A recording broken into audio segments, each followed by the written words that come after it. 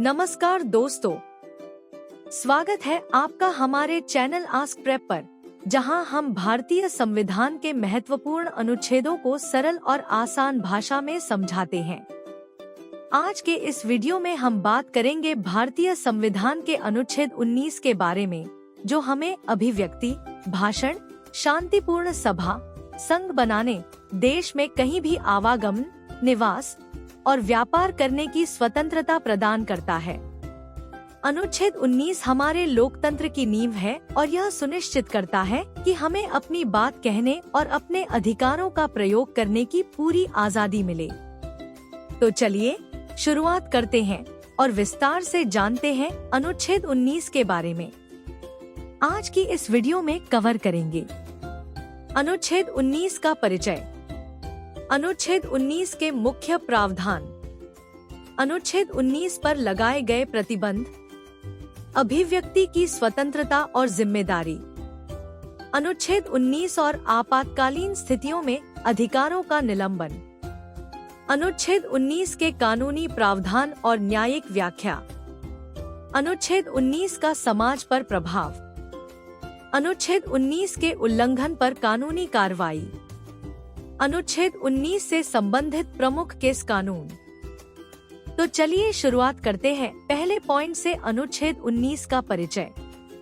अनुच्छेद 19 भारतीय संविधान में मौलिक अधिकारों के तहत नागरिकों को अभिव्यक्ति और स्वतंत्रता के अधिकार प्रदान करता है।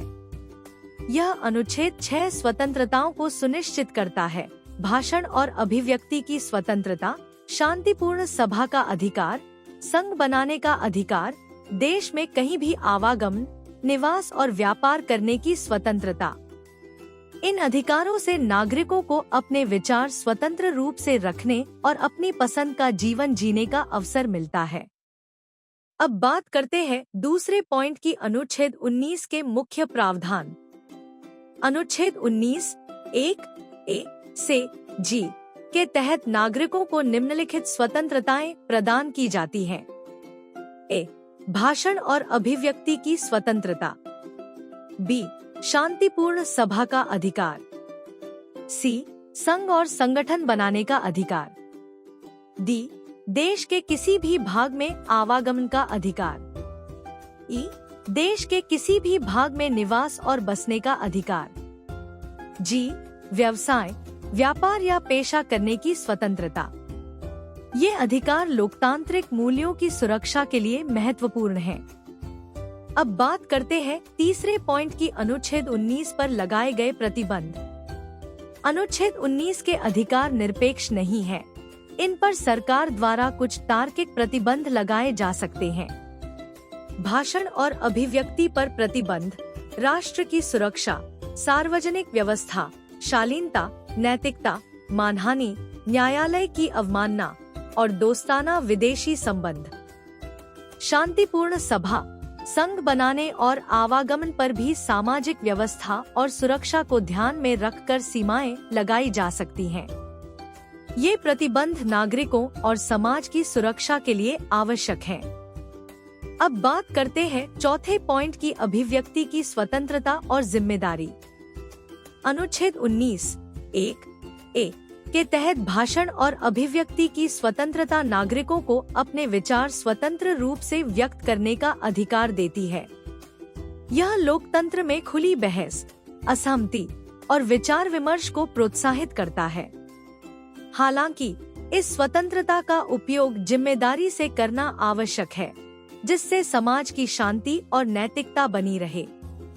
अभिव्यक्ति की स्वतंत्रता का दुरुपयोग न हो, इसके लिए कानून के तहत प्रतिबंध और दंड का प्रावधान है। अब बात करते हैं पांचवें पॉइंट की, अनुच्छेद 19 और आपातकालीन स्थितियों में अधिकारों का निलंबन। आपातकालीन स्थितियों में अनुच्छेद 19 के अधिकार अस्थायी रूप से निलंबित किए जा सकते हैं, जैसे कि राष्ट्रीय आपातकाल या आंतरिक विद्रोह की स्थिति में सरकार इन अधिकारों पर प्रतिबंध लगा सकती है।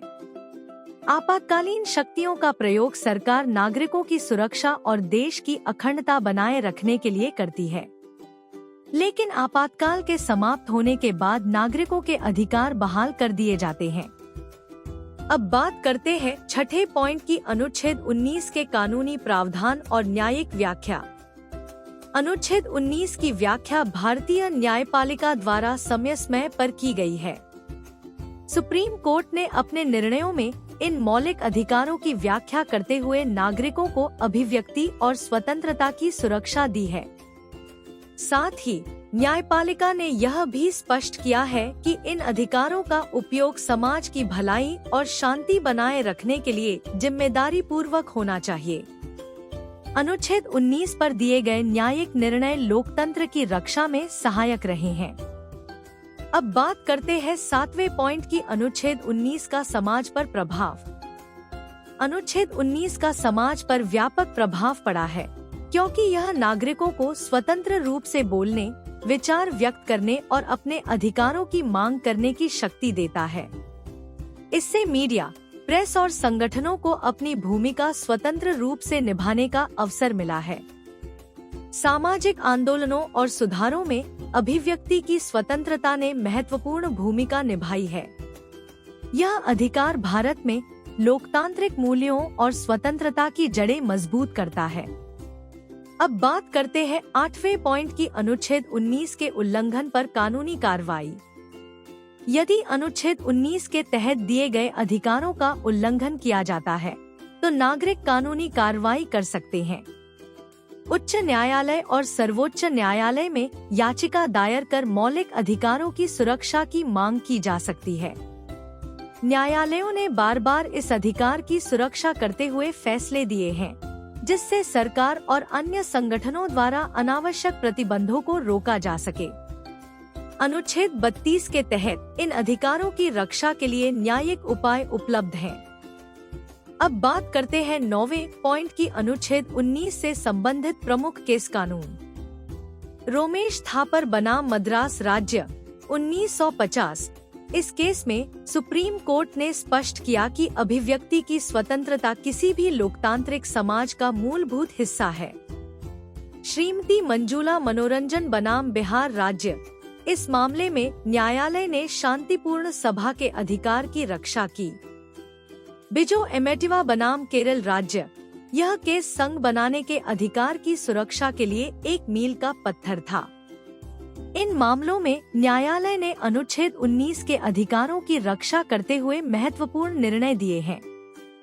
अगर आपको यह वीडियो जानकारीपूर्ण लगा, तो इसे लाइक करें, अपने दोस्तों के साथ शेयर करें और चैनल को सब्सक्राइब करना न भूलें, ताकि आप आगे आने वाली और भी महत्वपूर्ण वीडियो मिस न करें।